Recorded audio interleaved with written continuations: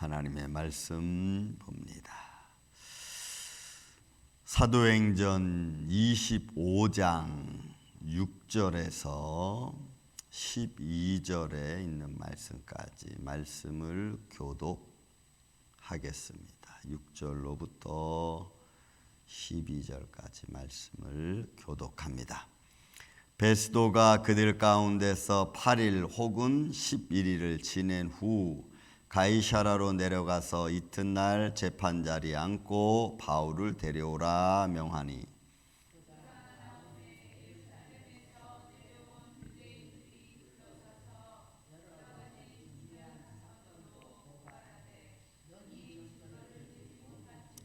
바울이 변명하여 이르되 유대인의 율법이나 성전이나 가이사에게나 내가 도무지 죄를 범하지 아니하였노라 하니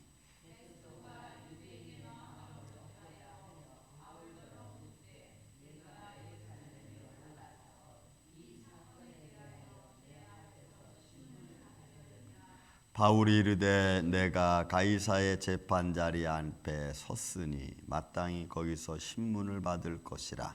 당신도 잘 아시는 바와 같이 내가 유대인들에게 불의를 행한 일이 없나이다.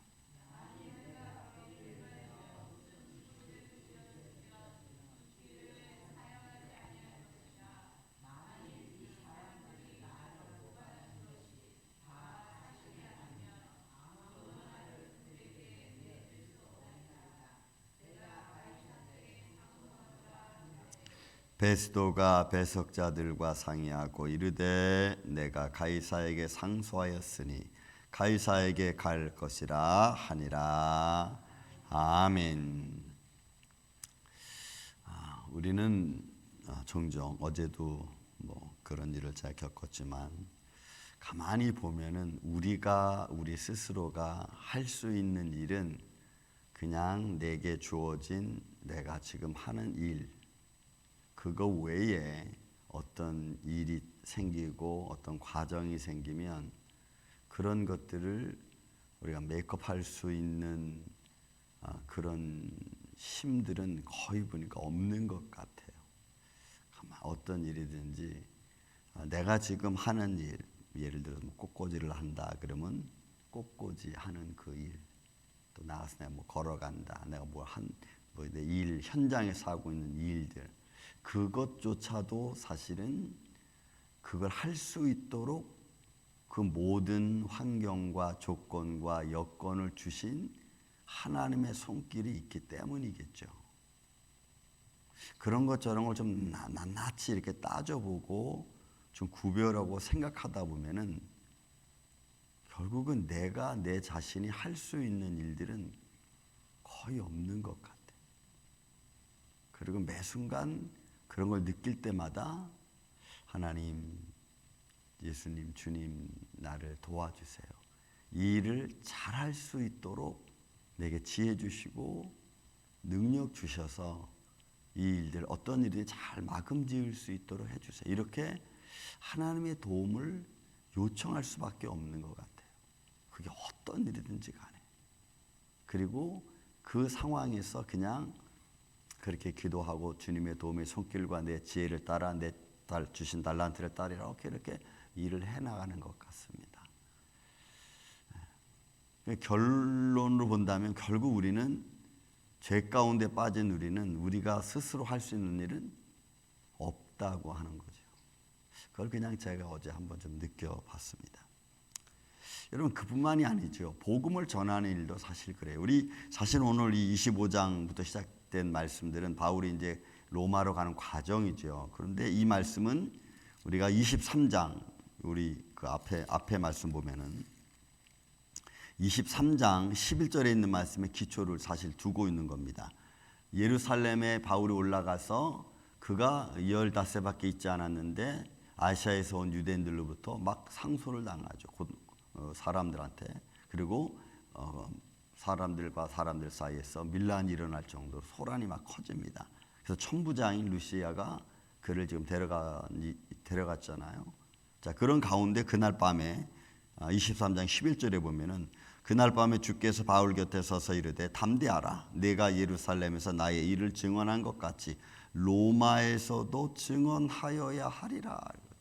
그러니까 바울은 로마로 갈 것을 준비하고 있는 거죠. 그리고 거기까지 가는 동안에는 하나님이 지켜주시고 인도하실 것을 바울은 아마 확신하고 있었습니다. 왜? 주님이 그에게 말씀하신 사건이니까. 그러니까 어떤 상황에 놓여도 그 상황에 관해서 바울은 사실 두려워하지 않았던 것 같아요. 자, 오늘 본문에 있는 말씀, 베스토가 이제 부임해서 왔습니다. 그죠? 벨릭스가 한 6, 7년 동안 그 로마 그 유대 총독으로 있다가 베스토가 갈려서 왔죠. 그래서 베스토를 만나서 유대인들과 대제사장이 바울에 관한 이야기를 들렸고, 그리고 잠시 후에 내가 한 7, 8일 후에 내가 다시 가이사로 가겠다 해서 내려갑니다. 너희가 갈 때 같이 갈 사람은 같이 가자는 거죠. 그게 1절부터 6절까지 5절까지 나와 있는 말씀이고, 그랬더니 여러분 6절 10절 보세요. 베스토가 그들 가운데서 8일 혹은 11일 지낸 후 가이사로 내려가서 이튿날 재판자리에 앉고 바울을 데려오라. 바울을 재판합니다. 왜? 이 재판은 그 앞서 예루살렘에 베스토가 먼저 가서 그 유력자들, 소위 대제사장을 비롯해서 사내들인 공의 유력자들을 만나서 이런저런 이야기를 나누고, 그들과 함께 지금 가이사로 내려왔고, 그들의 말을 듣고 바울을 부른 겁니다. 바울을 불렀어요. 그리고 바울을 불러놓고 지금 이제 재판하려고 합니다. 그가 나오매 예루살렘에서 내려온 유대인들이 둘러서서 여러 가지 중대한 사건으로 고발하되 능히 증거를 대지 못한지라. 그러니까 증거 없는 증거, 잘못한 것 없는 잘못함. 그들은 코에 골면 코걸이고 귀에 걸면 귀걸이인 식으로 지들의 전통과 규례와 법도에 관한 문제입니다. 그리고 그것도 정확하게 모르지는 않았을 거예요. 왜냐하면 선전자들을 통해서, 선자들을 통해서 구약의 모든 메시지가 예수 그리스도를 증거하고 있다는 것은 아마 율법학자들은 알았을 거예요. 그러나 그걸 받아들이지 않죠. 어떤 모습으로든지. 그러면 자기들의 자리가 위태롭고 그것이 복음적으로 갈 수밖에 없는 상황이니까 그들은 그걸 받아들일 수 없는 겁니다. 복음이 유대인들을 통해서, 아니면 복음 증거자들을 통해서, 바울을 통해서 이방인으로 갔고, 이방인에게 복음이 들었다는 소문을 들으니까 유대인들은 뭐예요? 그들이 할례를 받아야 되고 계명을 지켜야 된다는 것이 전제로 걸잖아요. 그 모든 것은 예수 그리스도로 말미암아 완성됐다는 것을 그들은 인정하지 않는 겁니다.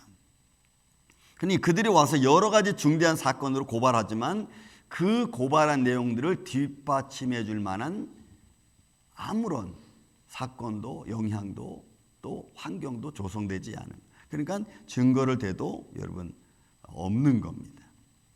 바울이 변명합니다. 바울이 변명하여 이르되 유대인의 율법이나 성전이나 가이사에게나 내가 도무지 죄를 범하지 아니하노라. 여러분 바울이 똑똑하죠. 그들이 증거하는 내용 자체가 그들의 율법, 자기들 스스로가 범죄하는 거죠. 그들은 말을 하는 것마다 스스로 자기들 웅덩이를 파는 것과 똑같아. 그들의 율법을 얘기합니까? 바울이 율법을 모르겠어요? 율법과 예수 그리스도와의 관계성을 바울은 낱낱이 고백한다고. 그렇지만 율법학자들은 받아들이질 않죠. 왜? 그걸 받아들이면 자기들이 오히려 더 위험에 빠지니까. 그러나 그들의 증거대도 증거가 없는 거예요. 그럼 여러분 보세요. 우리가 하나님을 믿고, 살아계신 하나님을 믿고, 믿습니까 여러분? 살아계신 하나님을 믿고, 그리고 그 믿음의 근거에서 한 나의 삶이라고 한다면, 그러면 우리가 겸손하면서도 담대할 수 있어요. 담대함이 때문에, 용기 있기 때문에 막 교만하게 나가는 게 아니고, 겸손하기 때문에, 담대하기 때문에 내가 겸손할 수 있어요. 바울의 모습은 그런 거예요. 내가 하나님 말씀을 믿고 주님께서 내게 보여준 모든 율법적인 것이 예수 그리스도를 향한다는 것을 알고 있기 때문에, 그는 알기 때문에 담대한 거예요. 또 누구보다도 살아계신 하나님이 그게 들려주신 거기 때문에 그는 담대한 거예요. 겸손하면서 담대한 거예요. 매맞아도 그 매맞은 것 때문에 그들을 어떻게 할 수 있겠죠. 왜요? 바울이 증거를 내면 못 되겠습니까? 그러나 반론 제기하지 않아요. 저는 그런 것들이 지혜롭다고 봐야 되나요? 그러니까 하나님의 영광을 가리는 일. 반론하는 자들은 바울이 아무리 믿음에 서서 그것을 반론해 버린다면, 예를 들어서 매 맞은 것 때문에 그저 우리 간수에게 그저 매 맞고 막 예루살렘에 가자마자 막 매 맞았잖아요.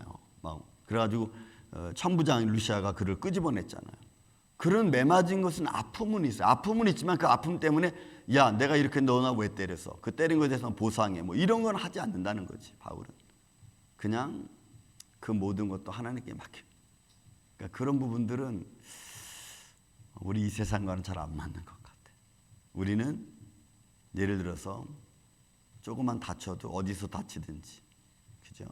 뭐 수를 걸든지, 보상을 받든지, 뭐 이런 거 자꾸 생각하잖아. 담대하게 얘기하는 거예요. 내가 성전이나 율법이나 가이사에게나 도무지 죄진 거 없다. 왜요? 그들이 증거하는 것들이 다 상황이 맞지 않는 것들이거든. 베스도는 말합니다. 베스도가 유대인의 마음을 얻고자 하여 바울에게 묻습니다. 너 예루살렘에서 했던 일, 거기에 대해서 보세요. 예루살렘에 올라가서 이 사건에 대하여 내 앞에서 신문을 받으려느냐. 여러분, 이 말은 더 이상 가이사까지 원래 그 로마의 재판석은 로마 시민은 함부로 건들 수 없죠. 그죠? 그리고 함부로 채찍질 길거리에서 맞을 수도 없습니다. 법이 잘못했던 것을 분명히 증거되기 전에는, 발표되기 전까지는, 나타나기 전까지는 로마 시민은 건들 수 없어요. 재판석 자리에서도 말씀드렸죠. 그는 거기서 상소할 수 있는 권한도 있을 정도로. 그러니까 여기서 지금 베스토가 하는 말은 가이사까지 가지 않고 우리 로마까지 가지 않고 여기서는 나한테 재판 받을래 하는 것은 유대인들의 꾀임이죠. 우리 앞서 봤지만 유대인들의 호의를 따라서 그가 다시 예루살렘으로 돌려보내는 이런 식입니다. 그러니까 너희 법이니까 너희가 알아서 처리해. 이런 식으로 밀어버리면, 베스토가 밀어버리면 바울은 다시 예루살렘 쪽으로 가는 거예요. 그럼 예루살렘 가다가 어떻게 돼요? 우리 앞절 3절 4절 5절 말씀 봤지만은 예루살렘에 딱 사람들이 숨겨 있다가 바울을 죽이려고 그러잖아요. 그 모든 과정을 하나님이 여러분 섭리. 바울은 그런 상황에서 여러분 기죽지 않아. 왜요? 그는 로마로 가야 되고, 그리고 그가 가지고 있는 처음부터 가졌던 자격, 이런 것을 가지고 바울은 이야기하는 겁니다. 보세요. 10절. 바울이 이르되 내가 가이사 재판자리 앞에 섰으니 마땅히 거기서 신문을 받을 것이라. 당신도 잘 아는 바와 같이 내가 유대인들에게 불의를 행한 일이 없다라고 자신 있게 얘기해요. 왜요? 글로 가면은 그들의 위협이 어떻게 다가올지 바울은 알기에 지혜롭게. 나는 가이사에. 이거는 로마 재판까지 가는 건데 로마 시민이었기 때문에 이렇게 할 수 있는 거예요. 그러니 하나님의 손길은 우리 인간의 모든 제도도 주를 위한 것이라고 베드로전서 2장이 말하잖아요. 제도를 통해서 역사하시는 하나님의 손길. 내 상황 속에서도 하늘에서 뭐가 뚝 떨어지는 식으로 하나님이 역사하는 게 아니고 내 삶의 과정 하나하나에서 하나님의 손길이 누군가를 통해서, 내 환경을 통해서, 주위 여건을 통해서 역사하시는 그 모습을 우리는 느낄 수 있어요. 볼 수 있어요. 저는 그런 은혜가 저나 여러분이나 우리 교회에 함께 있기를 예수님의 이름으로 축원을 드립니다. 그래서 세상에 우리의 역사를 벗어난 하나님의 역사는 있을 수 없습니다. 왜요? 예수님은 역사이시기 때문에 그래요. 역사 안에 들어오셨고, 시간 안에 들어오셨고, 또 내 상황 안에 들어오셨고, 내 환경 안에 들어오셔서 역사하시는 분이죠. 그러니 그렇게 역사하신 하나님, 우리가 우리의 감정 때문에, 우리 상황 때문에 그 하나님을 도외시할 수는, 외면할 수는 없는 겁니다. 바울은 그 사실을 분명히 하고 있어요. 왜냐하면 하나하나가 하나님의 손길을 따라서 그가 외치고 고백하고 그 길을 따라서 가기 때문에 그래요. 그래서 가이사에게 내가 앞에 섰으니까 거기까지 가겠다 하니까 여러분 11절 12절은 베스토가 할 말이 없는 거예요. 만일 내가 불의를 행하여 죽을 죄를 지었으면 죽기 사용하지 않겠다. 만일 이 사람들이 나를 고발하는 것이 다 사실이 일이 아니면 아무도 나를 그들에게 내줄 수 없다. 보세요. 그들에게 내줄 수 없는 거예요. 왜요? 가이사에게 호소했으니까.